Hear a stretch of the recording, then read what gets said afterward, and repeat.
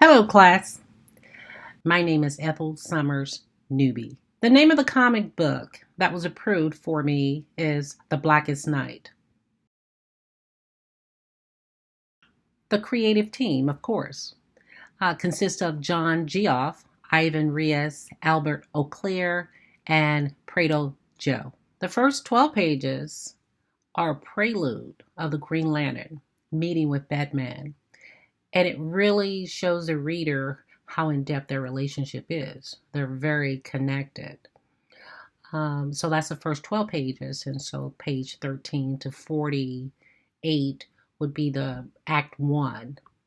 And then it transitions into part two on page 49. So this location is in Gothic City. And that's with the Commissioner Gordon and his daughter. Well, and what's happening there is they're noticing how the skies are becoming black. And this is the release of the black rings that are coming from Mars to filtrate the earth and destroy the universe. So the story belongs to the Green Lantern, Al. So the prophecy is that that he will engulf the universe, and his goal is to take over the universe with this black evil spirit by awakening the dead superheroes.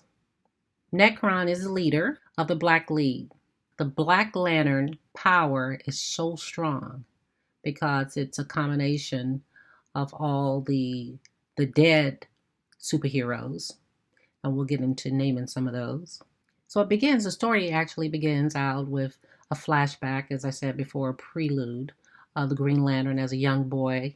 And he talks about how tough it was for him because his father died. He has a fear of getting over fear. Everybody has to deal with fear and to get over fear.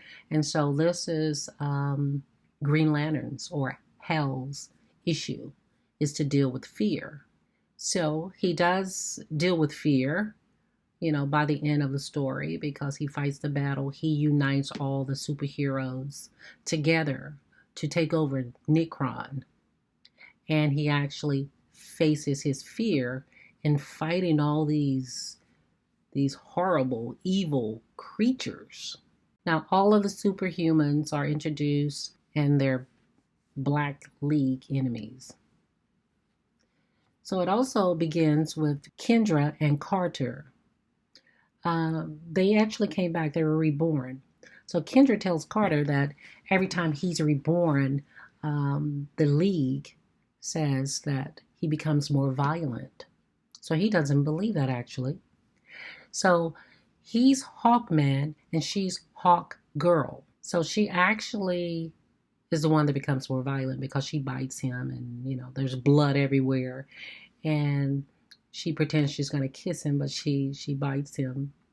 So back in present time, Carter talks about how he's in love with Hawk Girl.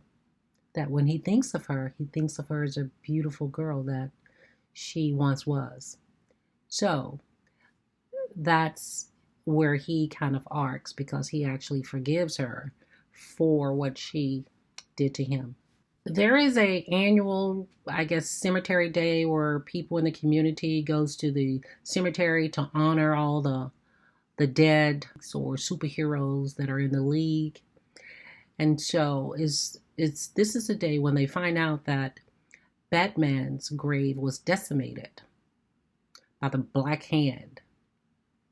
So this calls for Hal to find out who decimated his grave. There's something going on here. We need to find out what's going on. So his goal is to find Batman. He doesn't believe that he is dead. Necron goes to the burial vaults where all the superheroes are buried, and he releases these black rings, throwing them at the vault, and it actually awakes them. This is heroes like Wonder Woman, Green Arrow, Superman. They all join the Black League, and there's others also. So the Justice League headquarters is in Washington, D.C., and they can actually view and see every encounter that the League is having with the evil entities. Hel and John, they actually meet up with a new Justice League, and they team up with them to really help them, and they're called the Purple League or the Indigo League. So all of the leads, they come together to defeat Necron. Again, I mentioned that the story begins with a flashback of the Green Lantern childhood, and in the middle of the story, it becomes strong because we see the battles of the evil entities in Necron and all of his evil entities. But at one point, I felt like it became somewhat extremely busy because there's so many different characters that are all coming together in this union to fight Necron to save the universe. And previously, all of Hal's women girlfriends that he was in love with, they all died. So he was kind of shut off from emotions or really showing emotions because every girlfriend that he would get would die. And Necron, I think he was jealous of people that actually felt emotion or felt love, and he wanted to kill them off.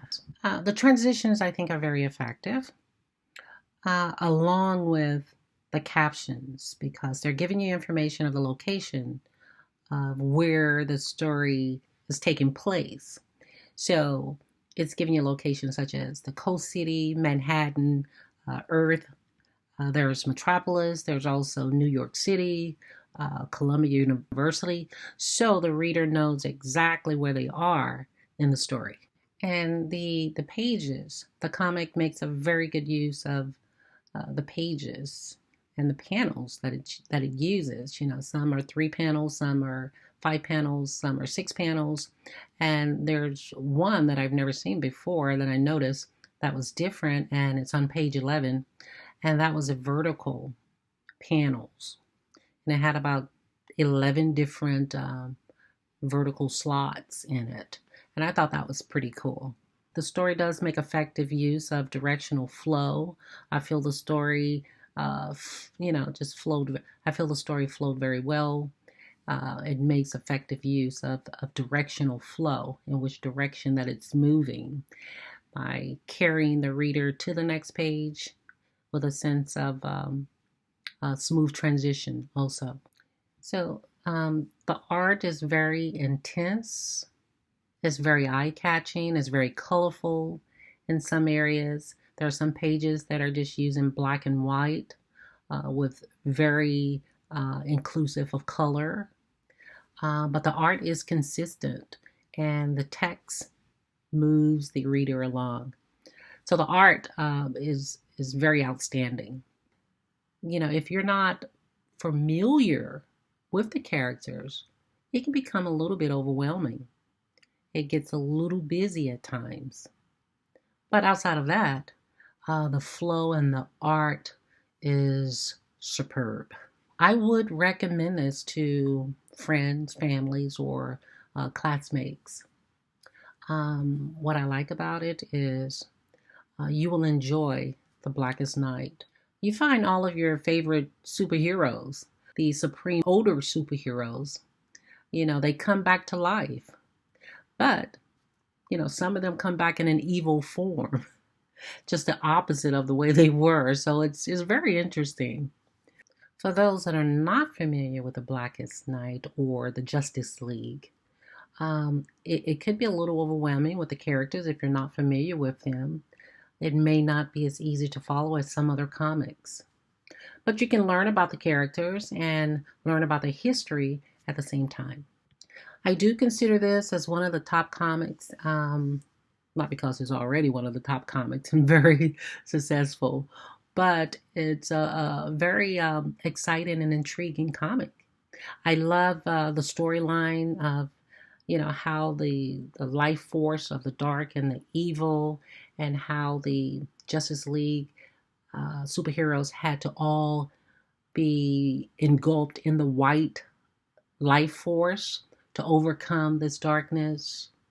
I like the part of showing their energy levels, how much life force that they have by our percentage. That's a little caption there on the pages. So enjoy the read. Oh, in addition to this, I want to say that I have a greater appreciation for comic books.